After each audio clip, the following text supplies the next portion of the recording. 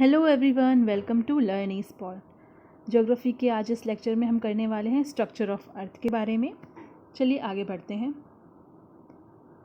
तो अगर हम स्ट्रक्चर ऑफ अर्थ जैसे ही हम ये सोचते हैं तो हमारे मन में तीन चीज़ें आएंगी मेनली।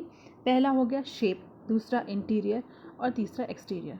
शेप यानी कि अर्थ का शेप कैसा है, वो दिखने में किस तरह की है, ओके।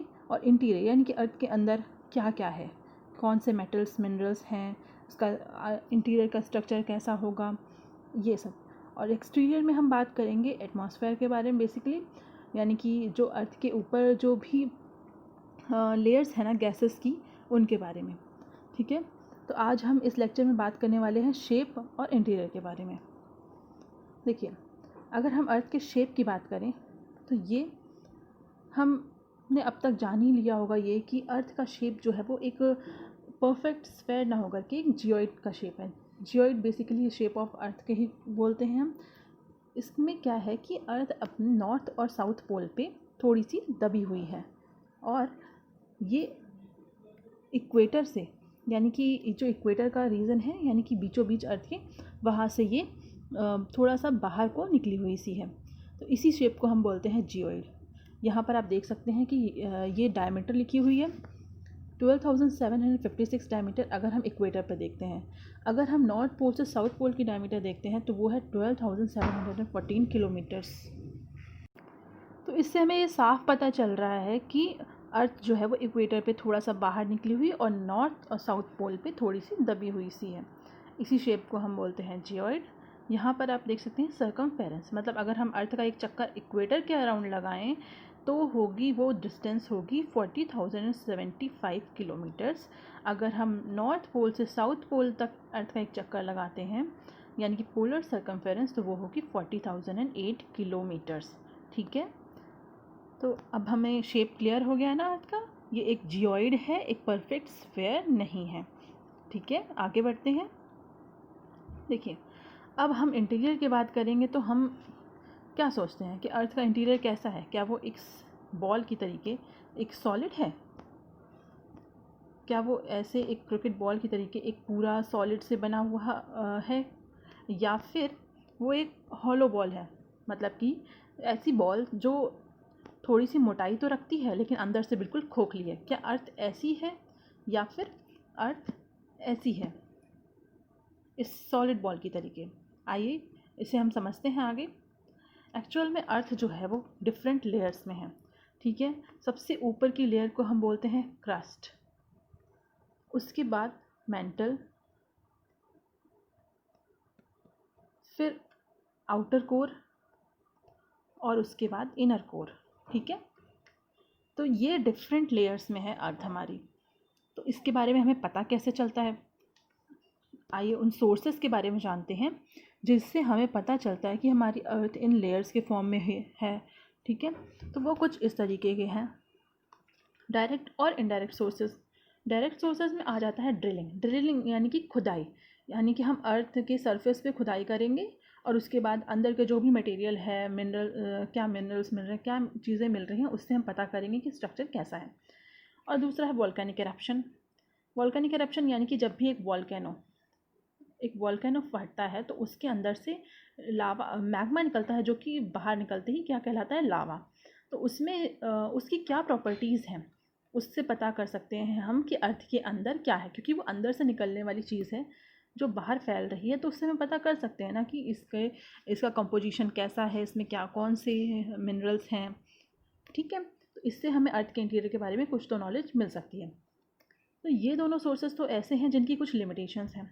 देखिए, ड्रिलिंग हम कहाँ तक कर सकते हैं अर्थ पे, कितना किलोमीटर्स मैक्सिमम कर सकते हैं, तो उसके बारे में ये आंसर है कि हमने अब तक जो है ना डीपेस्ट ड्रिल वो करी है अर्थ में, तो वो है आर्कटिक ओशन में कोला नामक एक जगह है वहाँ पर, जो कि है 12.3 किलोमीटर्स डीप। अब तक हम जो सबसे डीपेस्ट ड्रिल करा है अर्थ के स्ट्रक्चर को जानने के लिए वो है कोला सुपर डीप बोरहोल, और यह है 12.3 किलोमीटर डीप। इसका ज़रा यहाँ पे कंपैरिजन दिखाया गया है आपको कि देखिए, अगर हम अर्थ के ऊपर देखते हैं तो सबसे हाईएस्ट जो माउंटेन पीक है वो माउंट एवरेस्ट है, और उसकी हाइट क्या है 8.9 किलोमीटर।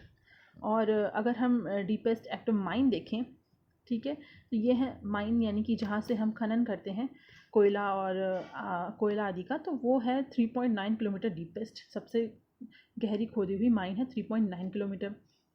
और अगर हम यहाँ पे देखते हैं कि समुद्र में ओशियन में जो सबसे डीपेस्ट पॉइंट है वो है मैरियाना ट्रेंच में चैलेंजर डीप। मैरियाना ट्रेंच में एक चैलेंजर डीप नामक एक गर्त है जो कि सबसे गहरा है, और ये है पैसिफिक ओशियन में। ओके, अच्छा, इसके बारे में एक न्यूज़ थी, वो भी यहाँ पे बता देती हूँ मैं। मैरियाना ट्रेंच या चैलेंजर डीप अभी न्यूज़ में था, वो किस लिए था कि यहाँ पर डाइव करने वाली जो एक वुमेन है, कैथी सुलिवन, इन्होंने यहाँ पे डीपेस्ट डाइव करी है ओशियन में, और ये ऐसी पहली ह्यूमन बीइंग है जो कि स्पेस वॉक भी कर चुकी है और ओशियन के डीपेस्ट पॉइंट पे भी पहुँच चुकी है। मतलब ये अर्थ से बाहर स्पेस में भी पहुँच चुकी हैं, और अर्थ के जो डीपेस्ट पॉइंट है ओशियन है का चैलेंजर डीप, ये वहाँ भी पहुँच चुकी हैं। तो इनका नाम ज़रा ध्यान रखिएगा, कैथी सुलिवन, ठीक है। और अब हम आते हैं अपने सोर्सेस पे वापस से।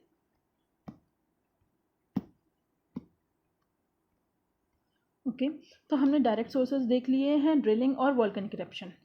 वॉल्केनिक इरप्शन में कुछ नहीं होता है। देखिए वॉल्केनिक इरप्शन क्या है, जैसे वॉल्केनो, ये एक वॉल्केनो इरप्ट हो रहा है, इसके अंदर से जो भी मटेरियल निकलेगा बाहर, इसकी हम स्टडी करके ये पता कर सकते हैं कि अर्थ में जो भी मटेरियल है वो किस प्रॉपर्टी का है, ठीक है। तो इससे हमें पता चल सकता है कि अर्थ के अंदर जो भी लेयर्स हैं वो कैसी कैसी हैं, ठीक है। तो उसके आगे हमारे कौन से सोर्सेज हैं, इनडायरेक्ट सोर्सेज, जो कि हैं अर्थक्वेक, मीटेरोइड्स और मैग्नेटिक फील्ड। इसमें से सबसे इम्पॉर्टेंट है अर्थक्वेक। ये हमारे लिए बहुत इम्पॉर्टेंट सोर्स है, और ये अलग से भी पढ़ने के लिए बहुत इम्पॉर्टेंट है, ठीक है। क्योंकि आए दिन हम देखते हैं कि कहाँ यहाँ अर्थक्वेक आ रहा है, वहाँ अर्थक्वेक आ रहा है, तो ये क्यों होता है और ये किस तरीके से बनता है और किस तरीके से अर्थ में ट्रैवल करता है, हम इसके बारे में पूरा डिटेल में पढ़ेंगे। और अगला है मीटेरोइड्स। मीटेरोइड्स देखिए, हमने पिछली क्लासेस में पढ़ा था कि स्पेस से कुछ बड़े बड़े से ऐसे टुकड़े जो है ना, यानी कि ऐसे रॉक्स के टुकड़े जो है ना, वो अर्थ पे आके टकराते हैं, उन्हें हम बोलते हैं मीटेरोइड्स, ठीक है। ये अर्थ पे आके टकराते हैं, तो ये जो है ये टकरा रहे हैं, तो इससे इनका कॉम्पोजिशन कैसा है और अर्थ का कॉम्पोजिशन कैसा है अर्थ के मटेरियल का, तो इनके स्टडी से हम ये पता लगा सकते हैं क्या दोनों में कोई सिमिलैरिटीज़ हैं, कि अर्थ के फॉर्मेशन में इनका कोई हाथ है या नहीं, ये सब हम इससे पता लगाते हैं। नेक्स्ट है मैग्नेटिक फील्ड। मैग्नेटिक फील्ड को स्टडी करके अगर किसी भी चीज़ में मैग्नेटिक फील्ड है तो उसमें ऐसे एलिमेंट भी होने चाहिए जो मैग्नेटिक फील्ड जनरेट कर सकें, ठीक है। तो इससे हमें ये पता चल सकता है कि इस पर्टिकुलर थिंग के इंटीरियर में कौन कौन से एलिमेंट्स होंगे जिन्होंने मैग्नेटिक फील्ड जनरेट करी होगी। चलिए अब हम बढ़ते हैं अर्थक्वेक्स के सोर्स पे, क्योंकि ये बहुत इम्पॉर्टेंट है। आइए, वैसे हम जानते ही अर्थक्वेक क्या होता है, अर्थ का शेक करना। क्यों करती है ये, क्योंकि अर्थ की जो ऊपरी लेयर है ना, क्रस्ट, उसमें जो भी चट्टानें हैं वो अंदरूनी जो चट्टानें हैं वो आपस में मूव करती हैं, टकराती हैं, और उसकी वजह से क्या होता है, या तो दरारें पड़ जाती हैं और एक बहुत ही ज़्यादा एनर्जी रिलीज़ होती है जो कि अर्थ को एक शेक करके रख देती है, हिला देती है, ठीक है। तो इससे हम क्या कर सकते हैं, इससे हम इंटीरियर के बारे में स्टडी कर सकते हैं। और इन वेव्स को हम बोलते हैं सेस्मिक वेव्स, जो कि प्राइमरली 3 टाइप्स की होती हैं, प्राइमरी वेव, सेकेंडरी वेव और सरफेस वेव। इसको हम पी वेव भी बोलते हैं, इसको हम एस वेव बोलते हैं। और ये इन दोनों की सरफेस पे आने की वजह से इन दोनों का जो रिजल्टेंट होता है उससे जनरेट होती हैं सरफेस वेव या एल वेव्स, ठीक है। इनके बारे में देखते हैं, पी वेव और एस वेव। देखिए पी वेव्स की प्रॉपर्टीज़ क्या हैं, पी वेव्स और प्राइमरी वेव्स क्या हैं, ये फास्टेस्ट वेव हैं।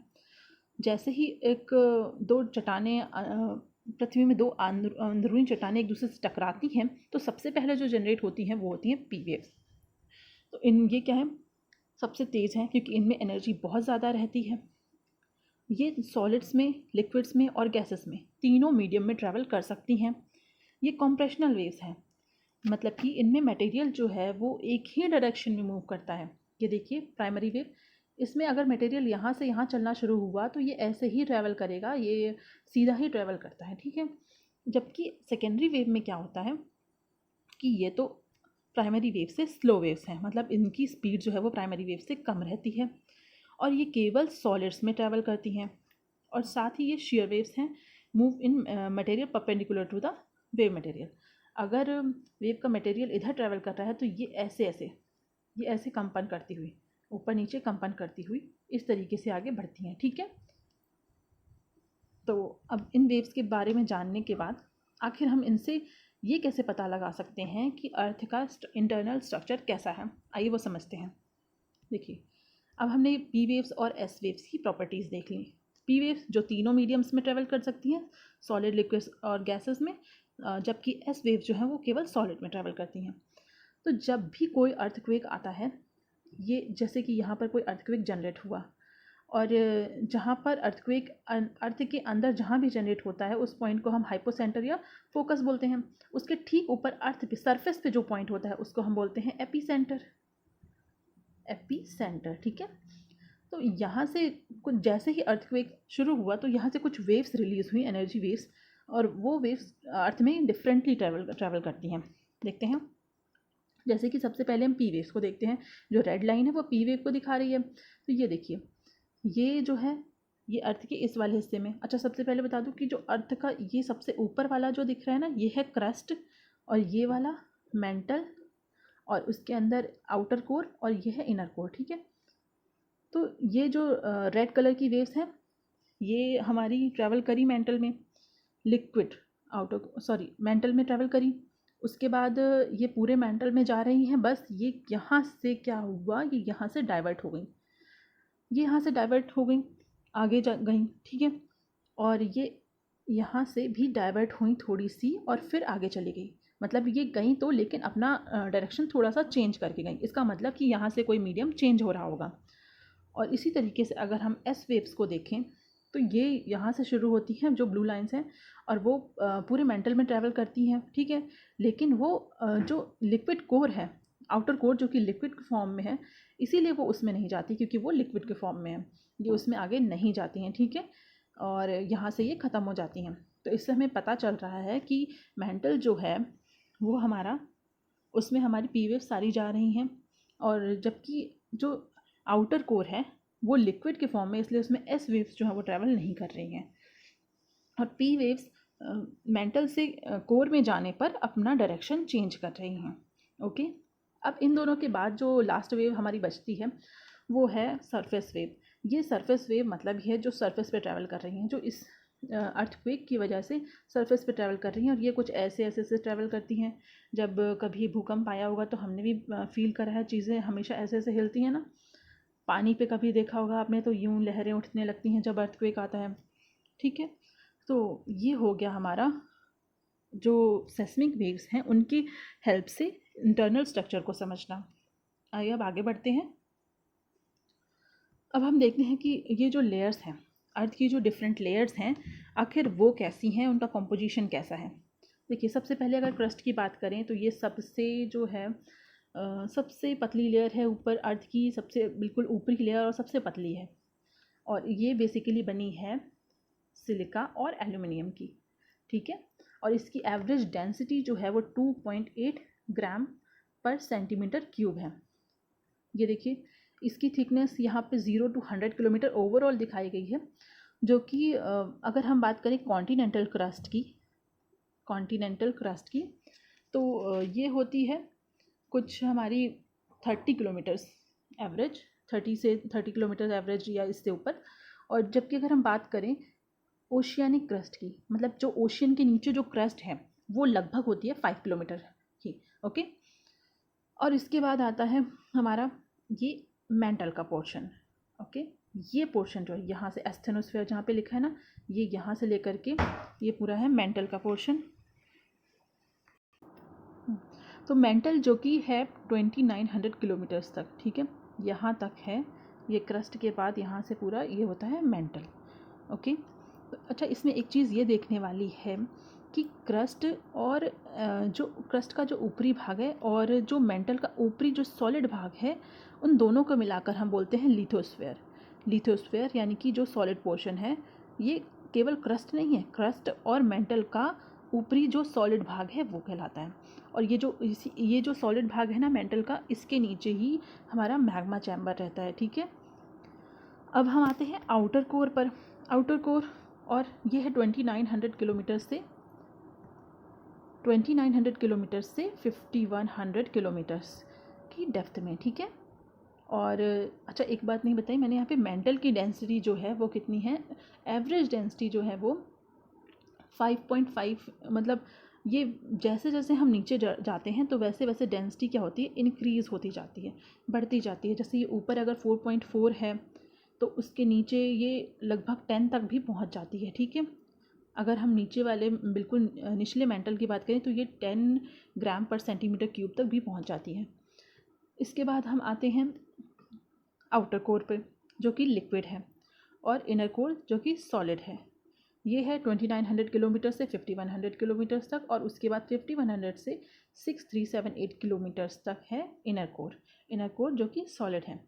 ये बेसिकली हमारा मेंटल बना हुआ, ये मैंने बताया था क्रस्ट जो है वो सिलिका और एल्युमिनियम से बनी हुई है मेनली, और मेंटल जो है वो हमारा बना है सिलिका और मैग्नीशियम से, सिग्मा, SI और Mg। और उसके बाद जो हमारा कोर है वो है निकेल और आयरन से बना हुआ है मेनली, ओके। तो ये हो गया कॉम्पोजिशन ऑफ डिफरेंट लेयर्स। हमने इसमें तीनों लेयर्स की बात करी, क्रस्ट, मेंटल, कोर की।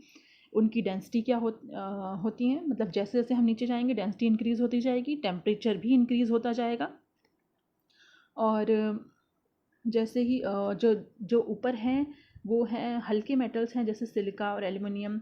और उसके नीचे जैसे हम मेंटल की तरफ जाएंगे तो उसमें सिलिका और मैग्नीशियम मिलेगा, और जैसे ही और नीचे जाएंगे कोर में तो वहाँ पे भारी मेटल्स मिलेंगे हमें, निकेल और आयरन के जैसे, ठीक है। तो अभी इसमें इतना ही, हम मिलते हैं अगले लेक्चर में। Thanks for watching, goodbye, take care.